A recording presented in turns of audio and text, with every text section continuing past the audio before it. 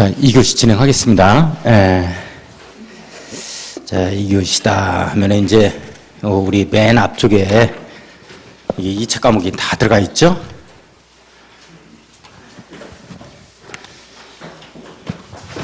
네. 138쪽.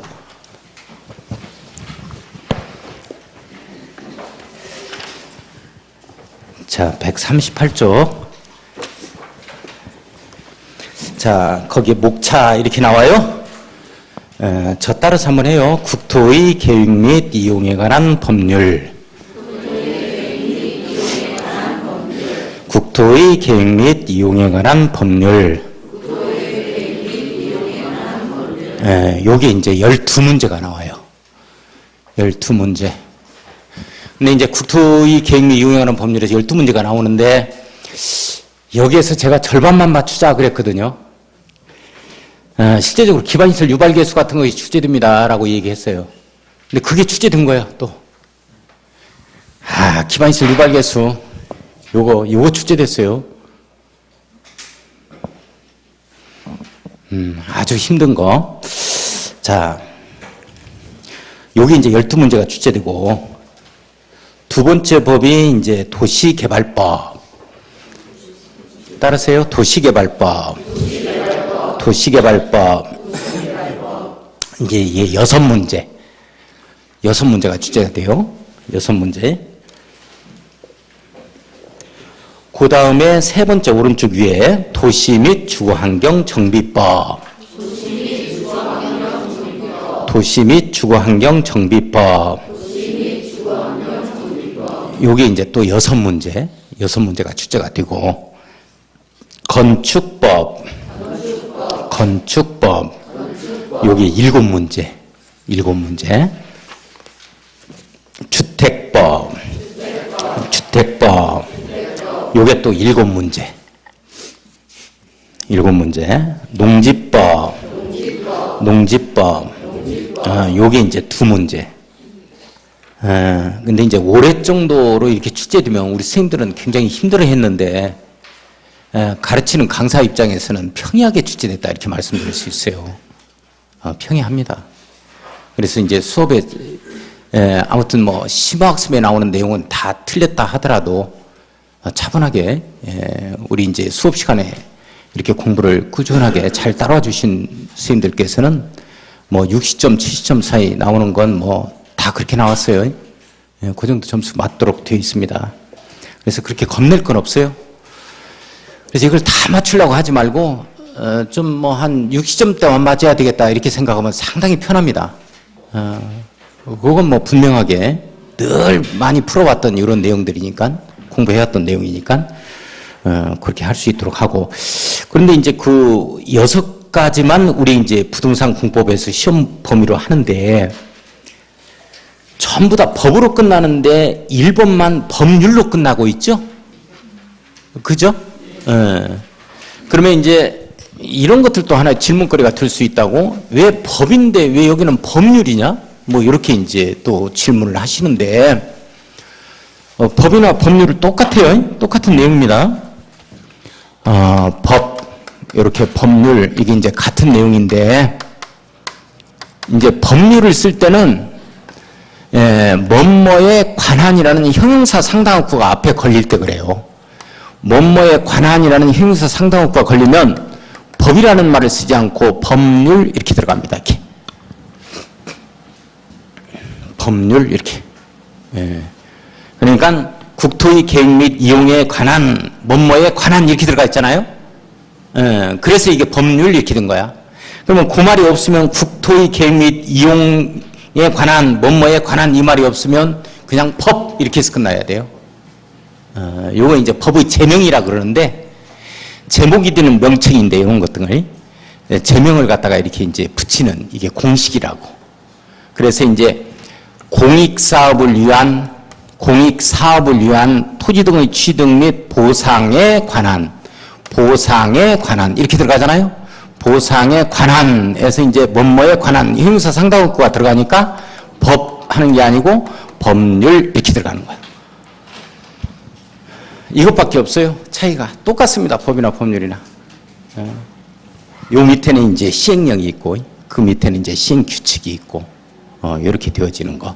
시행령과 시행규칙을 합해서 명령이라 그러는데 요거까지 해서 법, 법률, 그 다음에 시행령, 시행규칙까지 해서 법령 이렇게 표현된다는 거예요. 그거 이해하고. 그 다음에 이제 보면은 우리 이제 141쪽을 보면 이제 파트 1 해서 국토의 계획 및 이용에 관한 법률 이렇게 나오죠? 여기 이제 12문제가 나와주는데, 거기에 대해서 한번 보게요.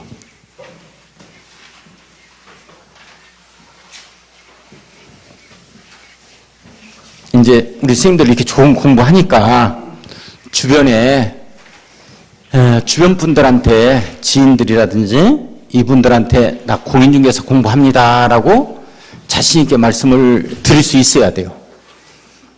근데 이제 말을 못한다는 거예요. 왜 말을 못하냐 그랬더니 떨어질까봐 말을 못하겠대. 이건 우리 공인중개사 공부하는 거 이거 어려운다는 걸 다 알아요. 전 국민이 다 알고 있어요. 그래서 이제 떳떳하게 나 이거 공부해야 되니까 나한테 뭘 부탁하지 말라는 의미로 전부 다 주변 분들한테 나 올해는 공인중개사 공부 좀 한번 해보려고 그래. 이렇게 하고 이제 선포를 해 주셔야 돼. 그래야 이제 그 간섭을 안 넣는다고 공부하도록 환경을 조성해 줘요. 그렇게 할 수 있도록 해요. 자, 그러면 이제 우리 부동산 공법 중에서 국토의 계획 및 이용에 관한 법률, 이용에 관한 법률이다. 여기부터 공부를 한번 해봐요. 해보는데, 이게 이제 언제 생겨나는 법이냐면 2003년에 생겨나는 법이에요.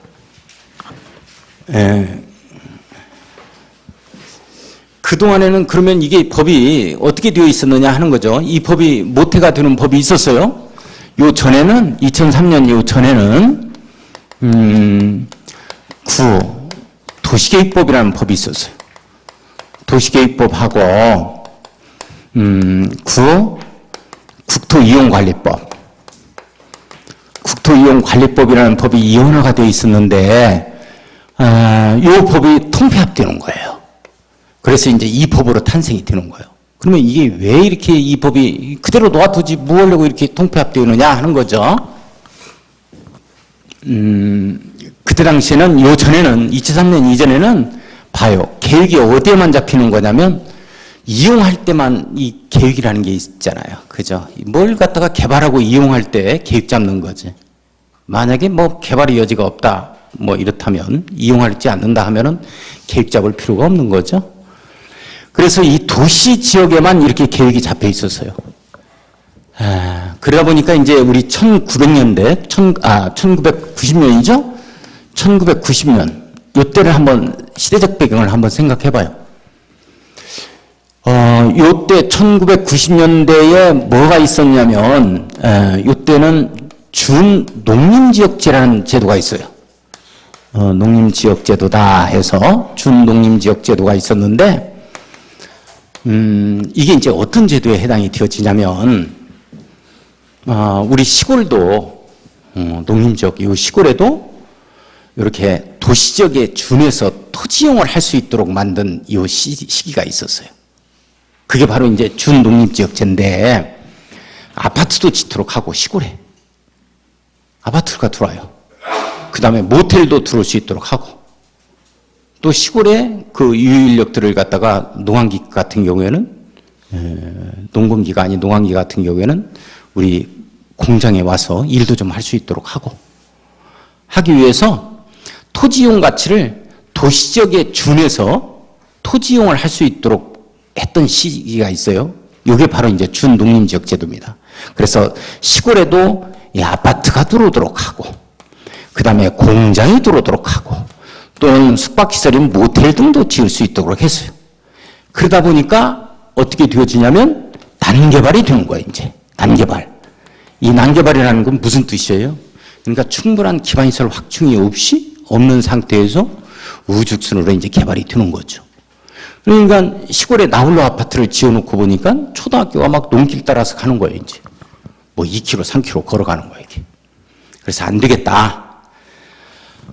이 농림지역제도가 주는 장점은 토지이용을 갖다가 이렇게 높이는, 이 도시적인 준에서 높이는 이 토지이용을 할 수 있기 때문에 상당히 좋은데, 그렇게 하다 보니까 난개발이 되더라는 얘기죠. 그래서 이때 당시만 하더라도 도시지역에만 이렇게 계획이 잡혀 있는데 이제는 안 되겠다는 거예요. 이걸 통폐합해버려가지고 이제는 계획을 잡으려면 전 국토를 대상으로 해서 계획을 잡고 이용을 하게 되었지만, 그러니까 먼저 계획 잡는 거죠. 그리고 나중에 이렇게 이용을 하다 보면 난개발이라는 거 없을 거 아니냐 하는 내용이에요. 이렇게 되면 이제 공공복리가 증진이 된다는 취지입니다. 그래서 이 두 개를 통폐합시켰어요. 그래서 시골에만, 도시지역에만 계획 잡을 게 아니고 이제 계획 잡는데 전국토를 단위로 해서 계획을 잡으라, 이렇게 되어지는 거예요, 이제. 이렇게 되면 이제 난개발은 없죠. 그래서 이때 당시에 지어진 아파트가 시골에 가면은 있어요. 지금은 이제 안 되는데 이때 당시에는 지어졌다고. 이런 것 등을 갖다가 볼 수 있을 거예요. 시골에도 막 아파트가 이렇게 있고 한 두어 동 나홀로 아파트가 이제 이때 생긴 거야. 그래서 이제 전국토를 단위로 하는데, 이제 문제는 뭐냐면 여기서 조금 이해를 해야 되는데, 선생님들 이거 아주 중요한 내용인데, 이 계획을 잡는데, 국토를 계획을 잡는데,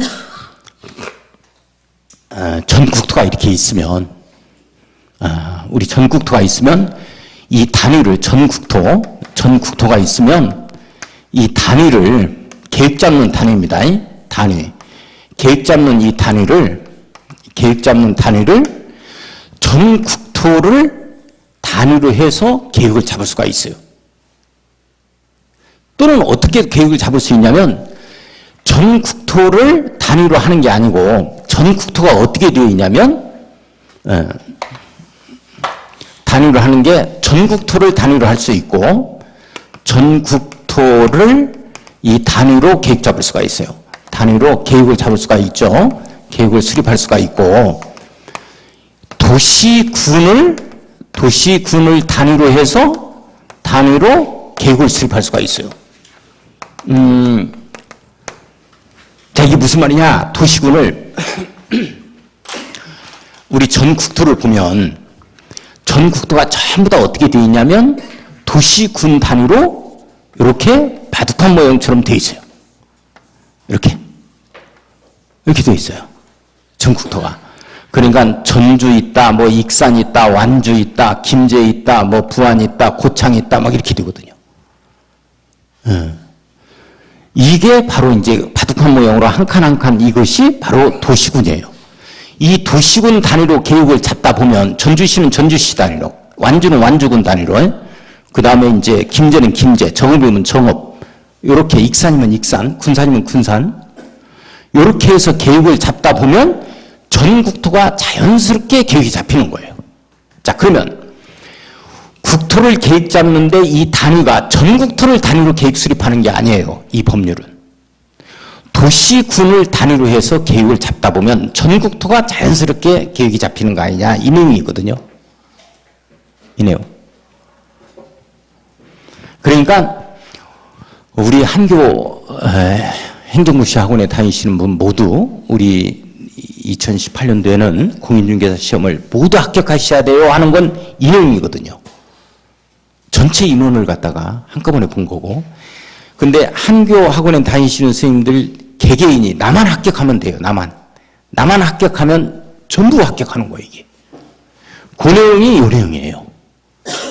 그래서 이제 국토를 계획 잡는데 전 국토를 단위로 해서 잡는 게 아니고 도시군을 단위로 해서 계획을 수립하는 거예요. 예, 그래서 이제 우선 여기에서 이제 뭐를 알아야 되냐면 이 도시군이 뭐냐 하는 걸 잡아야 돼요. 도시군이 뭐냐 하는 걸. 이 도시군이 뭐냐면 도시군은 특별시, 광역시 그냥 하는 거예요. 특별자치시 이렇게 되죠. 특별자치시, 그 다음에 특별자치도 이렇게 되는 거예요. 특별자치도, 그 다음에 도 내에서는 시가 있고 군이 있어요. 여기까지를 도시군이라고 해요. 이렇게. 이것 단위로 잡아요. 전국토가 이걸로 연결이 돼 있다고. 다 보면. 그렇죠? 바둑판처럼 이렇게 돼 있어요. 자, 다시 도시군이 뭐예요? 같이 한번 해봅시다. 특별시, 광역시, 특별자치시, 특별자치도, 시군. 자, 도시군이 뭐예요? 시작. 특별시, 광역시, 특별자치시, 특별자치도, 시군. 이걸 도시군이라고 그래요. 그러니까 전주시 하면 여기 해당이 되잖아요. 그렇죠? 그래서 이제 전주시에는 이렇게 이제 도시군을 단위로 해서 계획을 수립하는데 이 계획을 우리가 도시군 계획이다 이렇게 표현해 놓은 거예요.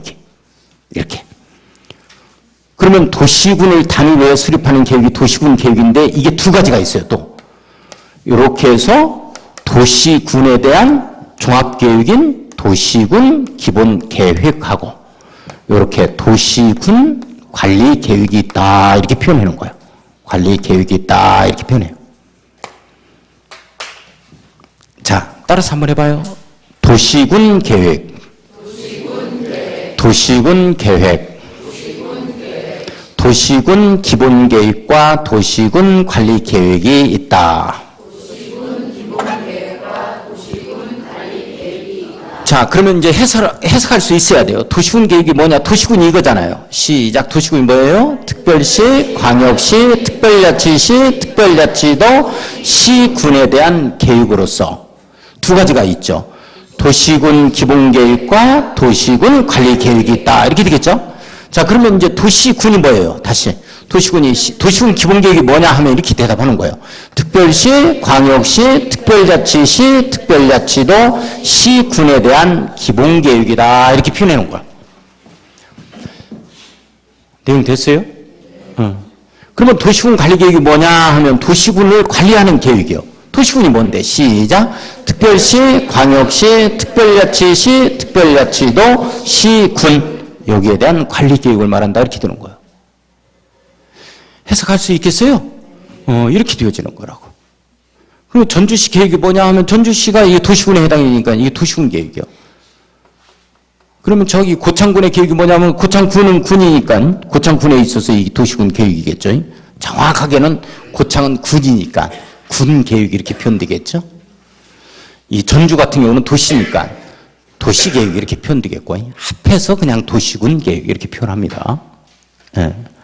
자, 다시 한번 우리 국토를 계획 잡는데 전 국토를 단위로 하는 게 아니고 도시군을 단위로 해서 계획 잡다 보면 전주시는 전주시대로 계획 잡고 익산은 익산대로 군산은 군산대로 잡다 보면 전 국토가 자연스럽게 계획 잡히는 거예요. 그래서 이제 단위를 도시군을 단위로 해서 계획을 수립하는데 도시군이 뭐냐 하면 시작. 특별시, 광역시, 특별자치시, 특별자치도, 시군 이렇게 표현하는 거예요. 다시 한번 도시군이 뭐예요? 시작. 특별시, 광역시, 특별자치시, 특별자치도, 시군 이렇게 표현되는 거예요. 서울특별시 계획이 뭐냐 하면 이거요. 서울특별시도 여기 해당이 되잖아요. 특별시 여기 도시군 계획이야 이게. 전주시 계획이 뭐냐면 전주시가 여기 해당이 되니까 도시군 계획이에요 이게. 세종시 계획이 뭐냐? 세종시가 여기 해당이 돼요. 여기 해당이 돼요. 도시군에.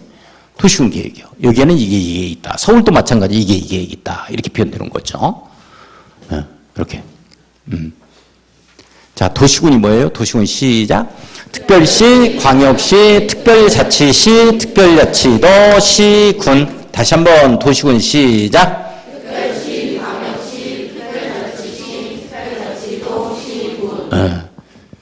자, 그러면 도시군에 대한 계획을 뭐라 그런다? 도시군 계획. 도시군 계획은 두 가지, 도시군 기본계획과 도시군 관리계획이 있다. 이렇게 표현되는 거예요.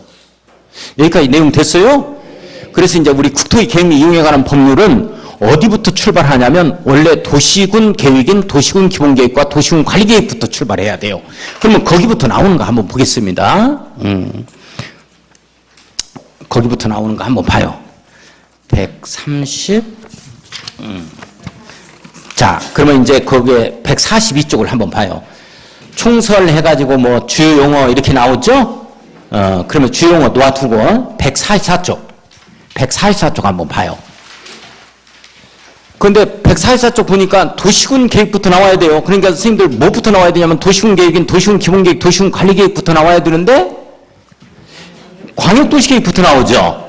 자, 도시군 기본계획이 어디 나오냐면 한 장 넘겨봐요. 147쪽. 나와요? 네. 그 다음에 한 장 더 넘겨보면 150쪽에 보면 도시군 관리계획 이렇게 나오잖아요. 그러면 이제 도시군을 단위로 한다니까 원래 도시군 기본계획, 도시군 관리계획부터 나와야 돼. 근데 이 광역도시계획이 먼저 나왔죠. 왜 이게 나오느냐 하는 거예요, 이게.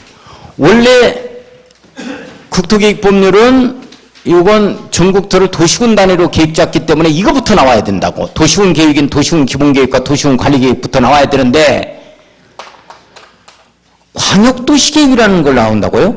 광역도시계획이라는 게 나와? 이게 나온다고. 왜 이게 나오냐면 원칙은 여기부터 나와야 돼요. 근데 왜 이게 나오는 거냐면 한번 봐요. 우리가 여기에 이렇게 여기에 이제 전주가 있고 완주가 있고 여기에 정읍이 있어요. 도로 하나 깔 때도 이렇게 걸쳐야 되잖아. 도로가 전주 시내만 깔린 게 아니잖아요. 전주시에서 완주시로 넘어가려면 연결이 돼야 되잖아, 이게. 완전 정읍시까지 이렇게 가려면 또 이게 또 연결이 돼야 되고. 이런 것들 때문에 그런 거야. 이런 것들을 깔려면 어떻게 해야 되냐면, 이렇게 정읍까지 깔겠다 하면 요 구역을 이렇게 설정한다고. 이런 걸 이제 광역계획권이라 그러고, 이렇게 광역계획권에 대한 광역시설의 설치 등에 관한 계획이 나와야 되는데, 이걸 광역도시계획이라 그래.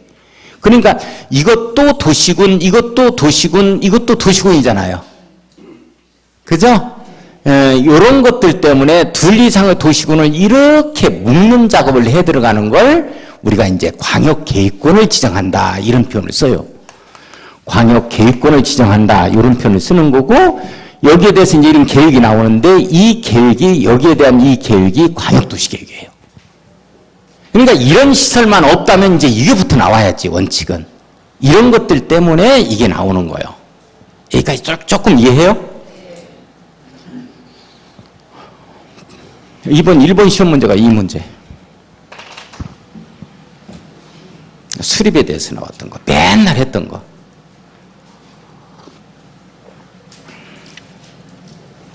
자, 원래는 이제 여기 도시군부터 이렇게 나와야 되니까 이것부터 나와야 되는데 이런 것들 때문에 이 내용이 나오는구나. 이 정도. 이 정도만 이해하고. 자, 그 다음에 한번 뭐가 나오는가 한번 보게요. 쭉 넘어가 보면이 155쪽. 자, 155쪽을 보면 용도지역, 용도지구, 구역제 이렇게 나와주죠? 그래요, 안 그래요? 네. 자, 156쪽 한번 넘어가 봐요. 용도지역이라는 말 나와요? 용도지역의 네모 한번 딱 엮어보고, 용도지역의 네모 한번 엮어보고,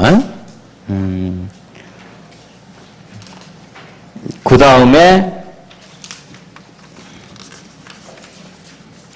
160쪽. 160쪽에 보니까 용도지구 이렇게 나와주죠? 용도지구 이렇게 나오고, 그 다음에 161쪽 용도구역 이렇게 나와요? 용도구역도 네모 한번 엮어보고, 용도지구도 네모 엮어놓고, 이걸 이제 용도지역제라고 하는데, 자, 잠깐만요.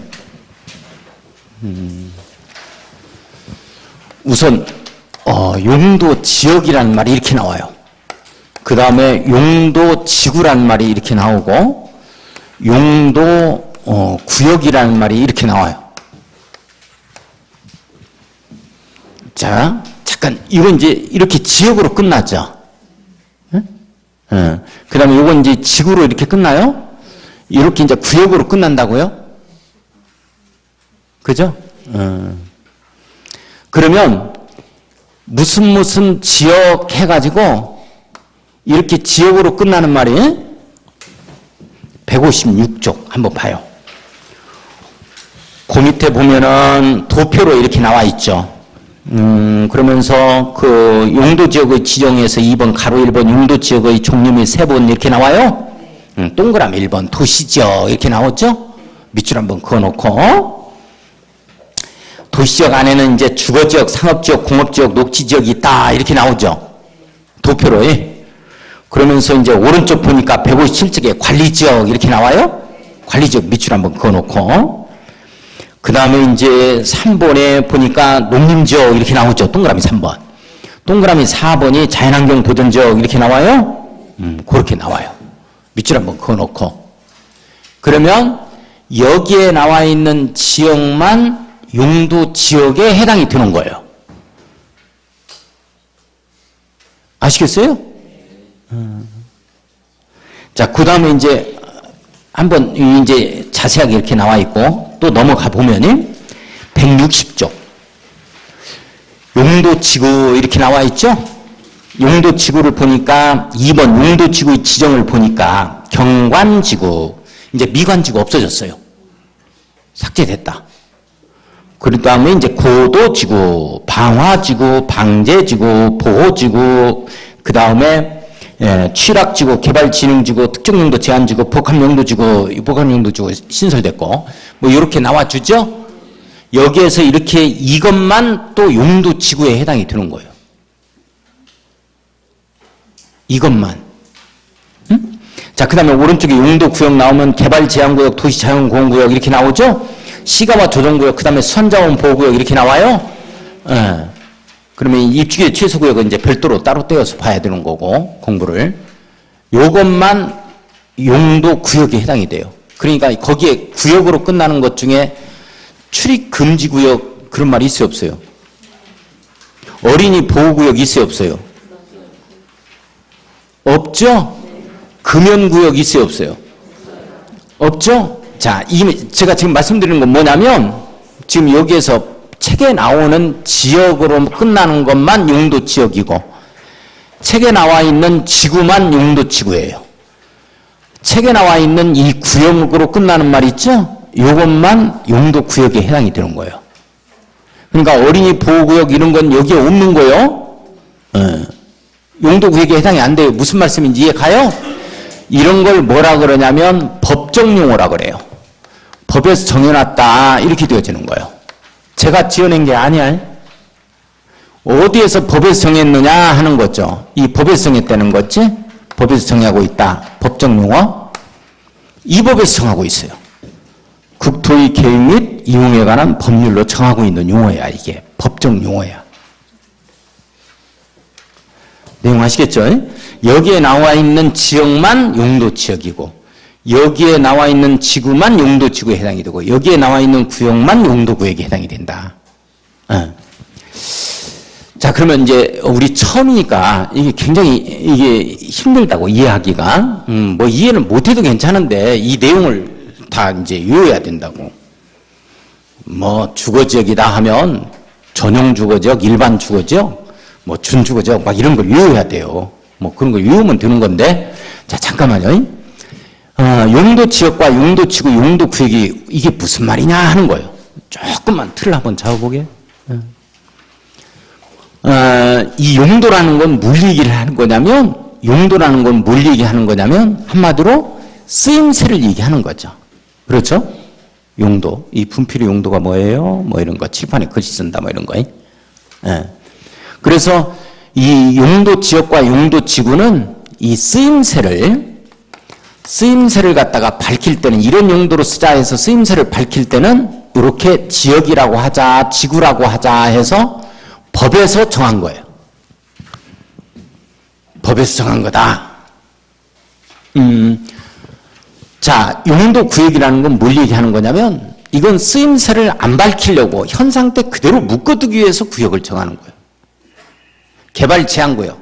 개발하려고 개발 못하게 하려고. 개발 못하게 하려고 제한하려고. 그대로 묶어두겠다 이렇게 되는 거예요. 우리 도시자연공원구역, 완산칠봉이라든지 이런 데가 대표적인 도시자연공원구역입니다. 거기서 개발하면 안 되죠. 건물 짓고 하면 안 되잖아요. 현 상태 그대로 묶어두겠다 하는 내용이에요. 그래서 이건 이제 쓰임새를 갖다가 안 밝히겠다 하는 내용입니다. 밝히지 않는다 할 때는 구역이라고 해요. 이렇게. 시가와 조정구역. 시가와 만들려고 안 만들려고? 안 만들려고. 수산자원 보호구역. 수산자원을 보호할 목적으로 개발하면 안 돼요. 공장이나 창고 이런 거 지으면 안 된다고 또. 현 상태 그대로 묶어두겠습니다 할 때 쓰는 게 이제 이거예요. 용도 구획이에요. 그러면 이제 쓰임새를 밝히는 게 용도 지역이 있고 용도 지구가 있는데 이게 지금 뭐 어떻게 틀리는 거냐 하는 건데, 용도 지역은 이렇게 이제 맨 처음 쓰임새를 밝히는 거예요. 맨 처음 이 쓰임새를 갖다가 밝힌다 이렇게 되는 거예요. 밝힌다. 쓰임새를 맨 처음 쓰임새를 밝힐 때는 지역이라고 하자 해서 법에서 정한 거예요. 이게 법에서 맨 처음 쓰임새를 밝히자. 자, 예를 들어서 이렇게 해서 인구와 산업이 밀집되고 뭐 이렇게 이런 데는 도시용도로 쓰자. 이런 데는 도시용도로 쓰자 하면 도시, 지역 맨 처음 쓰임새를 밝히니까. 빼어난 자연환경, 국립공원 같은데 빼어난 자연환경이 있다. 설악산 뭐 이런데, 대충 뭐 이런데, 이런 데는 빼어난 자연환경 보존을 위해서 쓰임새를 밝히자 하면 자연환경 맨 처음 밝히니까 자연환경 보존 지역 이렇게 해놓은 거예요. 이렇게. 여기도 논밭이 많이 있고 이렇게 농사도 짓고 그 다음에 임야가 많이 있다 이렇게 되어지면 농림용도로 쓰임새를 밝히는 게 좋아요. 그래서 이런 경우는 농림지역 이렇게 이제 하는 게 좋을 거고, 이건 조금 이용도로도 들어가 있네. 충분한 관리가 필요할 것 같대. 이렇게 두면 관리지역 해가지고 맨 처음 쓰임새를 밝힐 때는 이렇게 밝히는 거예요. 이렇게. 자, 그런데 이제 용도지구라는 건, 요거는 용도지역이 이렇게 맨 처음 쓰임새를 밝혔으면 두 번째 이상부터 쓰임새를 밝힐 때, 두 번째 이상부터 이렇게 쓰임새를 밝힐 때는, 쓰임새를 밝힐 두 번째 이상부터, 이때는 이제 지구라고 하는 거야, 이게. 지구라고. 그러니까, 여기 한번 봐요. 여기 보면은,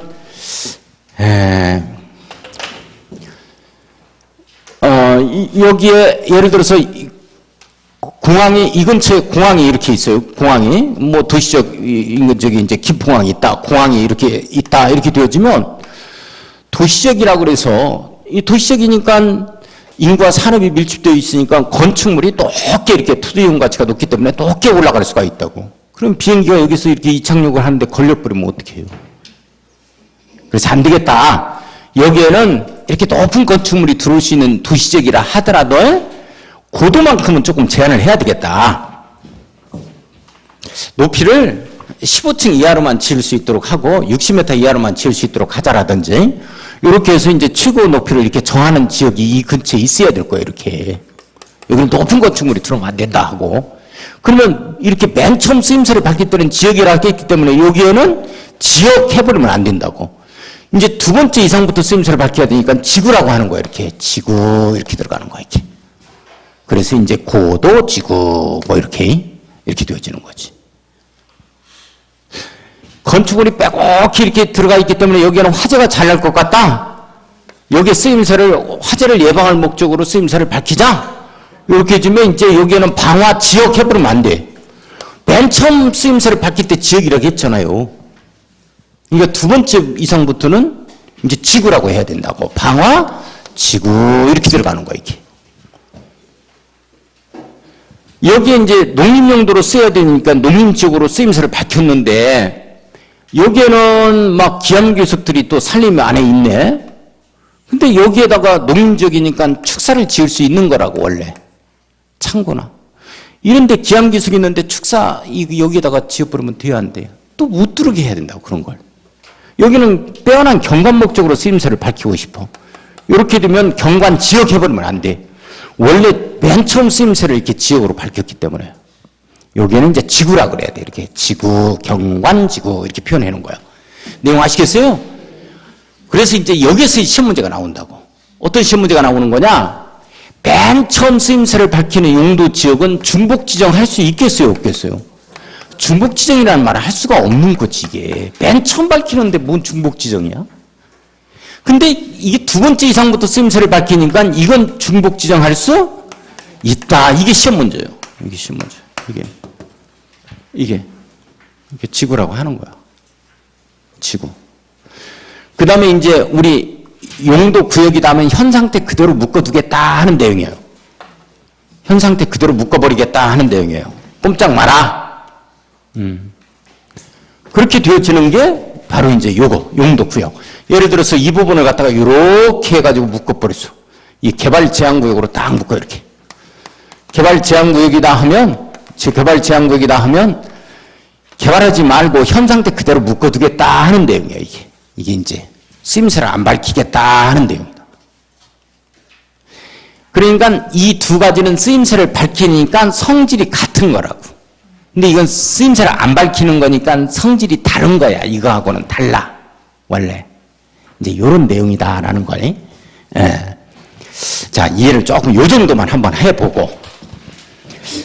그 다음에 이제 그 163쪽. 우리 이제, 우리 인문서 과정에서는 3교시에서 끝냅니다. 3교시까지만 해요. 근데 이제 기본서 들어가면 한 4교시 가까이 해야 돼, 이제. 그러나 2시 이전에는 제가 꼭 끝내드리려고 하는데,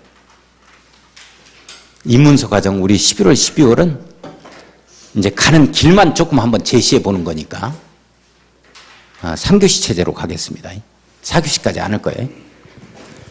163쪽을 보면 지구단위 계획, 이런 표현이 나오죠? 지구단위 계획 이렇게 나와요? 예, 지구단위 계획이 뭐냐면,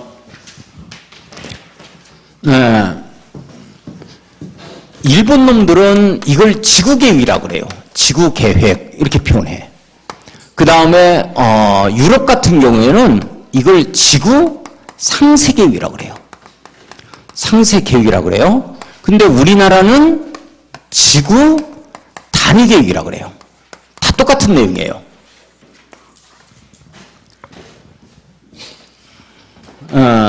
이게 우리는 단위를 붙였는데 이 단위를 붙이니까 조금 어렵게 느껴져. 근데 그냥 지구라고 생각하면 돼, 이렇게 일본 놈들이 얘기하다시피. 그러니까 이게 전주시가 있잖아요. 전주시가 이렇게 있으면 지구단위 계획, 또 시험 문제 이번에 출제됐죠. 주차장 설치 기준 무조건 100% 완화. 한옥마을, 차 없는 거리 조성 100% 아니야? 이게 70%로 나왔어요, 이번에? 맨날 했어. 주차장 설치 기준 100% 완화한다는 거. 이거 시험 문제 나왔어. 그걸 70%로 고쳤는데 뭐예요, 그걸? 100%지. 주차장 설치 안 해도 괜찮아요. 한옥마을 가면 대답해놓고는 가서 톡 틀려가지고 와버려. 아는 체를 안 해야 된다니까. 그런 거 틀리면 어떡하라고 그래, 그런 거.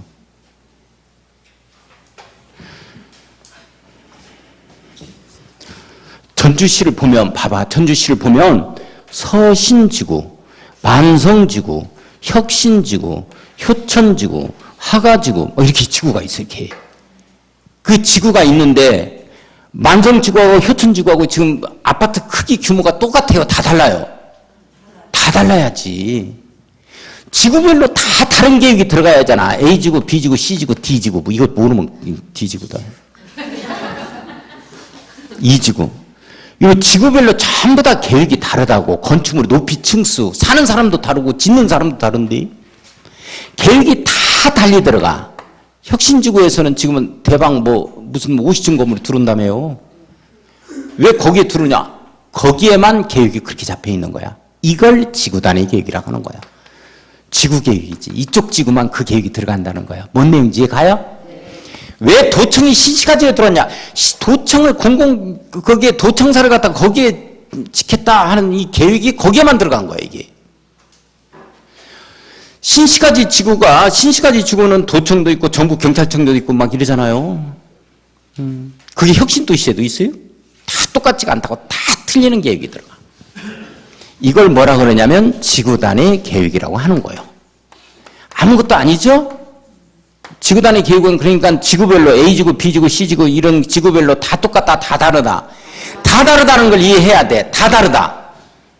다 다르다. 이게 지구단위 계획이야. 아무것도 아니야. 그러니까 우리 저기 신시간이 지구 가니까 대한방직자리인가 있더라. 그게 이제 개발이 되려면 계획이 들어가겠죠. 대한방직자리 계획이 들어가겠어요? 안 들어가겠어요?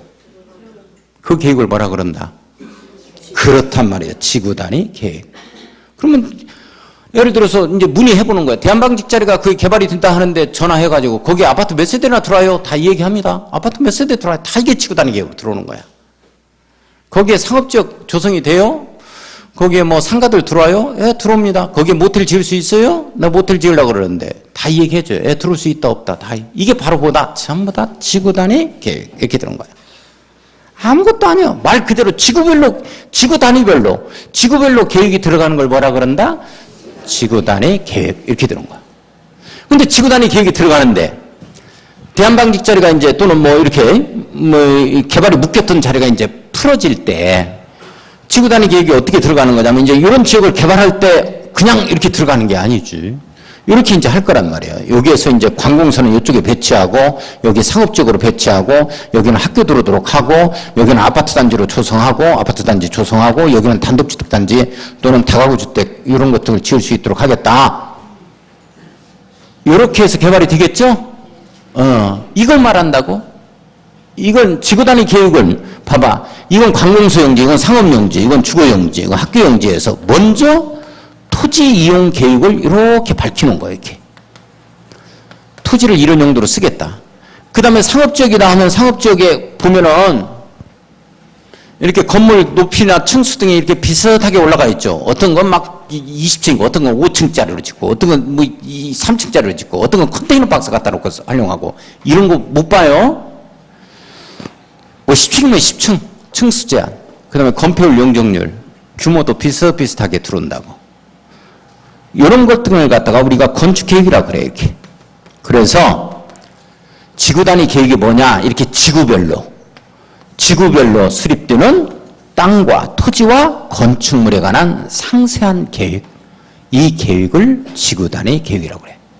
그러니까 이 지구단위 계획은 지구별로 똑같다, 다 틀리다는 걸 꼭 잡아야 돼요. 아시겠어요? 확인을 해봐야 된다고. 그 지구단위 계획은 어떻게 나와 있어요? 거기에 상업지역이라 하면 거기에 제가 지금 여기에 원룸 지으려고 그러는데 상업지역에 오피스텔 지으려고 그러는데 지을 수 있어요? 예, 지을 수 있습니다. 대답해줘요. 몇 층까지 지을 수 있어요? 10층까지 지을 수 있습니다. 대답해줘요. 이게 다 지구단위 계획이란 말이지. 그쪽 지구만 들어오는 계획이야. 이제 그런 내용이고, 자, 이제 그 다음에 이제 넘어가 보면 167쪽에 도시군 계획시설 이렇게 나와주죠? 도시군 계획시설 나와요? 좀 쉬었다 갑시다. 좀 쉬었다.